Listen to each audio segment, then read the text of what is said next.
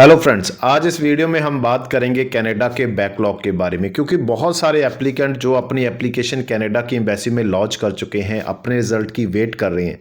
आज भी अगर मैं टोटल एप्लीकेशंस की बात करूं तो अप्रॉक्स 21 लाख एप्लीकेशन एम्बेसी में है जिनका रिजल्ट अभी पेंडिंग है, यानी कि या तो वो एप्लीकेशन सर्विस स्टैंडर्ड टाइम में है जहाँ वो एप्लीकेशंस बैकलॉग में है। अगर मैं दोनों के डिफरेंस की बात करूं कि कितना टोटल डिफरेंस है, कितनी एप्लीकेशन सर्विस स्टैंडर्ड टाइम में चल रही हैं, कितनी एप्लीकेशन बैकलॉग में चल रही हैं, तो ये नंबर बहुत ही आसपास है, यानी कि आप देखकर हैरान हो जाएंगे कि जो टोटल 21-22 लाख एप्लीकेशन है उसमें करीब करीब 50% एप्लीकेशन बैकलॉग में चल रही हैं और 50% एप्लीकेशन के आसपास जो सर्विस स्टैंडर्ड टाइम में चल रही हैं। जो एप्लीकेशन सर्विस स्टैंडर्ड टाइम में चल रही हैं उनका तो कोई बहुत बड़ा इशू नहीं है, क्योंकि उतना टाइम तो कोई भी एप्लीकेंट है वो मानकर चलता है कि मेरी एप्लीकेशन को इतना टाइम लग सकता है। मगर ज़्यादा प्रॉब्लम उन एप्लीकेशंस पे आती है जो बैकलॉग में चली जाती हैं, जहाँ पर कोई टाइम फ्रेम नहीं होता कि आपकी एप्लीकेशन पे कितना समय लग सकता है। और सबसे बड़ी बात इसमें यह है कि जो सबसे ज़्यादा एप्लीकेशन बैकलॉग में है वो टेम्परेरी रेजिडेंस वीज़ा की है, जिसमें study visa, visitor visa, tourist visa, work permit, वो सारी एप्लीकेशन जो टेम्परेरी रेजिडेंस कैटेगरी में आती हैं, तो उनकी एप्लीकेशंस पे इस बार भी मैं बात करूं तो जो बैकलॉग है लास्ट मंथ के साथ कंपेयर करें तो वो कम हुआ है। अगर मैं 2 मंथ का लास्ट का आपको डेटा शेयर करूं तो उसमें भी 1 लाख एप्लीकेशन बैकलॉग से प्रोसेस हो चुकी है, यानी कि कम हुई है। तो आज इस पूरे डेटा के बारे में जो IRCC ने रिलीज़ किया है लेटेस्ट डेटा, उसके बारे में डिटेल में बात करेंगे। कौन सी ऐसी कैटेगरीज होंगी जिन पे रिजल्ट जल्दी आ सकते हैं और कौन सी ऐसी कैटेगरी होंगी जहां पर रिजल्ट और डिले हो सकते हैं, यानी कि एप्लीकेशंस जो हैं बैकलॉग में जा सकती हैं। आज इस वीडियो में डिटेल में बात करेंगे PR को लेकर, सिटीजनशिप की एप्लीकेशंस को लेकर और टेम्परेरी रेजिडेंस, जिसमें study visa, work permit, tourist visa, visitor visa सारी कैटेगरीज आ जाती हैं। सबसे पहले जो डेटा इस मंथ का है उसके अकॉर्डिंग मैं आपको बताना चाहूँगा कि लास्ट मंथ के साथ अगर हम कंपेयर करते हैं तो अप्रॉक्स 50,000 एप्लीकेशन बैकलॉग में से कम हो चुकी हैं। जो बैकलॉग पहले 9.5 लाख के आसपास था, अगर मैं एग्जैक्ट नंबर आपको बताऊं 9,42,300 टोटल एप्लीकेशन थी जो लास्ट मंथ में थी। इस मंथ में वो एप्लीकेशन कम होकर 8,92,100 एप्लीकेशन रह चुकी हैं, यानी कि बैकलॉग का डेटा 9 लाख से नीचे आ चुका है। अगर मैं 2 मंथ पुरानी बात करूं तो ये डेटा 10 लाख के ऊपर था, जो इस समय काफ़ी कम हुआ है। इसके पीछे 2 बड़े रीज़न हैं। एक तो जो नंबर ऑफ़ एप्लीकेशन है वो बहुत कम जा रही हैं अगर हम कंपेयर करते हैं लास्ट 2-3 मंथ पहले से। दूसरा, जो अभी प्रोसेसिंग टाइम है उसमें थोड़ा सा हमें लगा है कि जो एप्लीकेशंस पे रिज़ल्ट हैं वो थोड़ा सा फास्ट हुए हैं, चाहे वो बैकलॉग की एप्लीकेशन है जिस पे काफ़ी समय से रिज़ल्ट नहीं आए थे, चाहे वो रीसेंट जो एप्लीकेशन जा रही हैं उनके रिजल्ट्स की बात करें। अगर मैं टोटल बैकलॉग जो 8,92,100 का है उसको अलग अलग कैटेगरी वाइज आपको साथ शेयर करूं तो सिटीजनशिप की जो एप्लीकेशन है तो उसमें 42,000 एप्लीकेशन बैकलॉग में है, 42,000 ओनली। उसके बाद जो PR की एप्लीकेशन है जहां पर 3,56,400 एप्लीकेशन, करीब करीब 3.5 लाख के आसपास एप्लीकेशन जो PR के लिए लगी हुई हैं, सभी क्लास PR की, उसमें अभी पेंडिंग चल रही हैं। अगर मैं टेम्परेरी रेजिडेंस की बात करूं इसमें 4,93,700 एप्लीकेशन जो अभी भी बैकलॉग में है। अगर मैं इसको दो मंथ पहले के साथ कंपेयर करूं तो जो 4,93,700 नंबर आपको अभी नज़र आ रहा है, पहले वो 6,49,000 था, यानी कि 6.5 लाख एप्लीकेशन टेम्परेरी रेजिडेंस की 2 मंथ पहले बैकलॉग में थी। अभी उसमें से करीब करीब 1.5 लाख एप्लीकेशन कम हो चुके हैं सिर्फ 2 मंथ में। सबसे ज़्यादा जो बैकलॉग कम किया जा रहा है, जहाँ सबसे ज़्यादा बैकलॉग है दोनों ही कंडीशंस में टेम्परेरी रेजिडेंस वीज़ा है, जहाँ पर हमें काफ़ी अच्छी जो प्रोग्रेस नज़र आ रही है। उसके बाद सर्विस स्टैंडर्ड टाइम की बात करें, जो एप्लीकेशन लॉन्च तो हो चुकी है, एम्बेसी में भी है, मगर उसका रिजल्ट नहीं आया।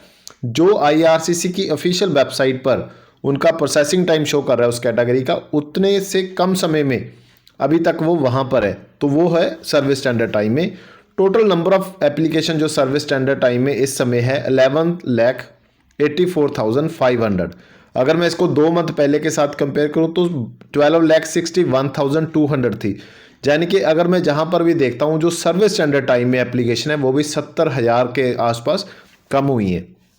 इसको हम ब्रेक डाउन करते हैं कैटेगरी वाइज, तो सिटीजनशिप में 1,96,600 एप्लीकेशन अभी भी सर्विस स्टैंडर्ड टाइम में है। सेकंड पीआर 4,83,500 एप्लीकेशन, यानी कि करीब करीब 5 लाख एप्लीकेशन जहां पर आपको मिलेंगी। और टेम्परेरी रेजिडेंस में भी आपको 5,04,000 एप्लीकेशन अभी भी सर्विस स्टैंडर्ड टाइम में मिलेगी। तो जहां पर आपको थोड़ा सा आइडिया क्लियर हो चुका होगा कि सबसे ज़्यादा अगर रश मैं देखता हूं एप्लीकेशंस का, चाहे वो बैकलॉग की बात करें चाहे वो सर्विस स्टैंडर्ड टाइम की बात करें, तो वो टेम्परेरी रेजिडेंस वीज़ा की कैटेगरीज हैं। इसमें करीब करीब 10 लाख के आसपास एप्लीकेशंस हैं 21 लाख में से।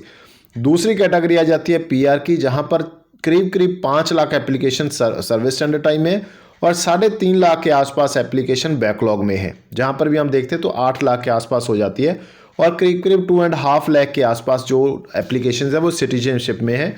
तो करीब करीब 21 लाख एप्लीकेशन आपको जहां पर देखने को मिलती हैं। अगर मैं बात करूं इसको टोटल जो बैकलॉग था उसके साथ मंथ वाइज कंपेयर करूं, तो सबसे ज़्यादा अगर मैं बात करूं तो अगर मैं अगस्त से आपके साथ शेयर करता हूं तो 24,20,000 एप्लीकेशन टोटल थी पेंडिंग में। अगस्त की बात कर रहा हूं और उस समय जो आपका बैकलॉग था वो करीब करीब 11 लाख हो चुका था, 10,97,000, यानी कि 24.5 लाख एप्लीकेशन में से 11.5 लाख एप्लीकेशन बैकलॉग में चल रही थी। अक्टूबर आते आते जो 24,50,000 था वो 24,06,000 रह गया। तो जहां पर हमें जो टोटल नंबर ऑफ एप्लीकेशंस में कमी देखने को मिली, वहीं पर 10,97,000 से कम होकर 10,56,000 अक्टूबर में हमें देखने को मिला। अगर इस समय की बात करते हैं तो आज हमारे पास करीब 21 लाख एप्लीकेशन टोटल है जो एम्बेसी में है, यानी कि मैं अक्टूबर के साथ कंपेयर करूं तो 3 लाख एप्लीकेशन टोटल जो एम्बेसी में है वो कम हो चुकी हैं। जो बैकलॉग 10.5 लाख था वो 9 लाख से नीचे आ चुका है। तो ये एक गुड न्यूज़ भी मैं कहूँगा इसको कि आने वाले दिनों में ये बैकलॉग कम हो सकता है। इसके पीछे जो 2 बड़े रीज़न मैंने आपको बताए हैं, सबसे पहले नंबर ऑफ़ एप्लीकेशन अभी एम्बेसी में कम जा रही हैं अगर हम अक्टूबर नवंबर के साथ इसको कंपेयर करते हैं। दूसरा, इसमें जो रिज़ल्ट थे, काफ़ी समय से जो एप्लीकेशन रुकी हुई थी बैकलॉग में, खासकर टेम्परेरी रेजिडेंस वीज़ा की बात करें तो वहाँ पर भी रिज़ल्ट हमें फास्ट देखने को मिल रहे हैं। चाहे आप रिसेंट कोई एप्लीकेशन लगा रहे हो तो भी रिज़ल्ट जल्दी आ रहा है। अगर आपकी एप्लीकेशन पहले से लगी हुई है और काफ़ी समय से रिज़ल्ट नहीं आया तो भी आप उम्मीद कर सकते हो कि जल्दी आपकी एप्लीकेशन पे रिज़ल्ट आ सकता है। IRCC ने प्रोजेक्टेड जो रखा है, इसको देखकर भी मुझे यही लगता है कि आने वाले दिनों में ये बैकलॉग और भी कम हो सकता है। आप देखिए प्रोजेक्टर क्या था इनका, जनवरी में ये चाहते थे कि हमारी सिटीजनशिप की जो बैकलॉग है टोटल वो 16% होना चाहिए, मगर एक्चुअल में वो 18% है, 2% ज़्यादा है प्रोजेक्टेड से। और फरवरी और मार्च तक इन्होंने 17% पे लेके आने की इसको प्लानिंग की है। इसमें अलग अलग कैटेगरीज की आ जाती है, वो मैं बात नहीं करूँगा। टेम्परेरी रेजिडेंस की बात करते हैं, उसमें इनका प्रोजेक्टर था कि हमारा जनवरी में 62% होना चाहिए जो टोटल बैकलॉग होगा सभी कैटेगरीज जो टेम्परेरी रेजिडेंस की हैं। मगर जहां पर हमने देखा कि अभी जो एक्चुअल बैकलॉग है वो 71% है। जो total number of application temporary residence visa में सबसे ज़्यादा बैकलॉग 71%। इसमें से इनका प्रोजेक्टेड है कि फरवरी में हमने 71% से कम कर इसको 50% पे लेकर आना है और मार्च तक ले आते आते इसको 45% पे लेके आ जाएंगे। इसमें स्टडी परमिट की बात करूं तो 45% एप्लीकेशन स्टडी परमिट की बैकलॉग में चल रही हैं।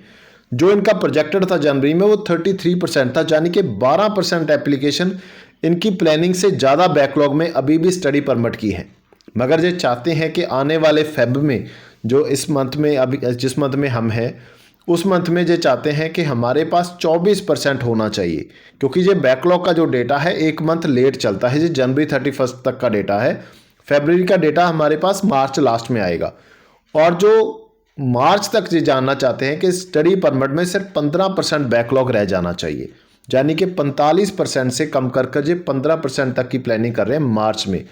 वर्क परमिट की बात करें तो 42% एक्चुअल बैकलॉग चल रहा है, इनका प्रोजेक्टेड था 40%।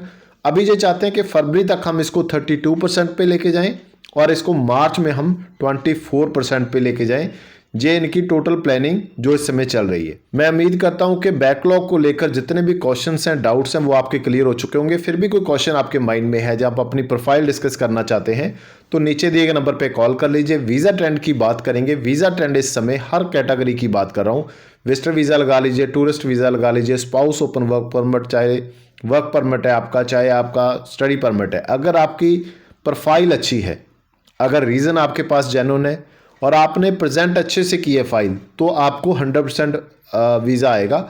अगर आपकी फाइलिंग में कोई प्रॉब्लम है, या आपकी प्रोफाइल में कोई प्रॉब्लम है, तो थोड़ा सा मुश्किल हो सकता है। अगर आपको किसी भी वजह से कोई भी रीज़न आपको दिया गया है, रिफ्यूज़ल आई है, तो एक बार रीअप्लाई करने से पहले हमारी टीम के साथ अपनी प्रोफाइल जरूर शेयर कर लीजिए।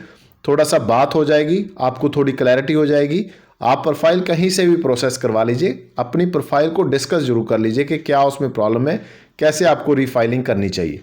उम्मीद करता हूँ आपको हमारे जो एफर्ट अच्छे लग रहे होंगे। आप सभी से इस वीडियो के लास्ट में फिर एक बार रिक्वेस्ट करना चाहूँगा, अगर अभी तक आपने हमारे इस यूट्यूब चैनल को सब्सक्राइब नहीं किया, सब्सक्राइब, प्लस इस वीडियो को ज़्यादा से ज़्यादा अपने फ्रेंड सर्कल में जरूर शेयर करें। थैंक यू सो मच इस वीडियो को लास्ट तक देखने के लिए।